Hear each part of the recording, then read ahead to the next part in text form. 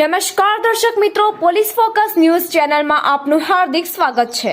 હવે એક નજર આજના મુખ્ય સમાચાર પર। ડ્રગ્સ અને મની લોન્ડરિંગનો કેસ થયાનું કહી આધેડ પાસેથી 36.63 લાખ પડાવી લેવાયા।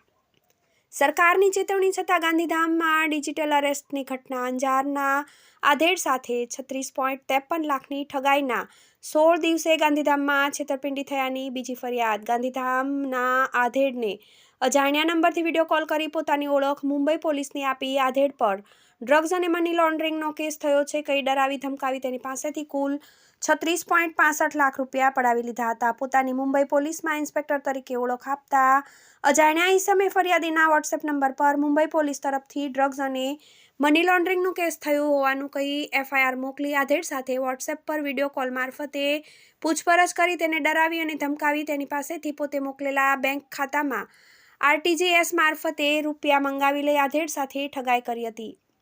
અંજારના આધેડ સાથે હજુ 16 દિવસ પહેલા જ આ પ્રકારની ઘટના બની છે, ત્યારે હવે ગાંધીધામમાં પણ ડિજિટલ અરેસ્ટની ઘટના બનતા ઘેરા પ્રત્યાઘાતો પડ્યા છે। મિત્રો, આવા જ અવનવા સમાચાર જાણવા માટે અમારી ચેનલને લાઈક કરો, સબસ્ક્રાઇબ કરો અને બેલ આઇકોન પર પ્રેસ કરો, જેથી અમારી ન્યૂઝની બધી જ અપડેટ આપને મળતી રહે।